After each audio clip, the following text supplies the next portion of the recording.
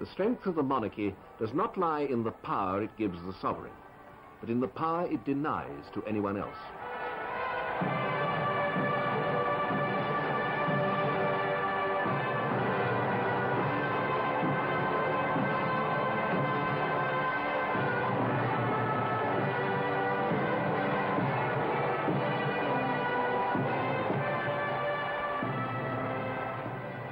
It is all this that Prince Charles will one day inherit. You could call it a high and solemn destiny. Or you could say that he will just be carrying on the family business, which doesn't mean being solemn all the time. No, she was trying so hard not to laugh. When your mother was saying tips up into a lap.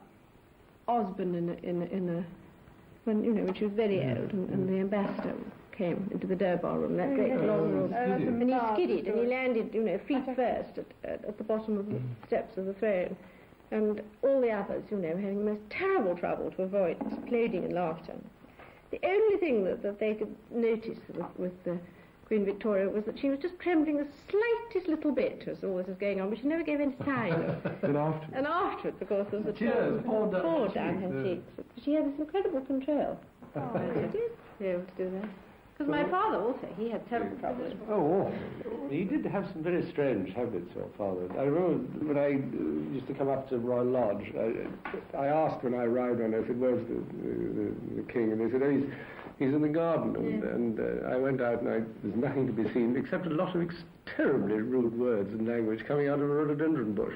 So I eventually found him there hacking away, wearing a bearskin cap. Which was, he was getting ready. You don't know whether to laugh or to cry. If you can sort of pretend to blow your nose and in fact hold it, It is extremely difficult sometimes to keep a straight face when the Home Secretary with his hand over his face.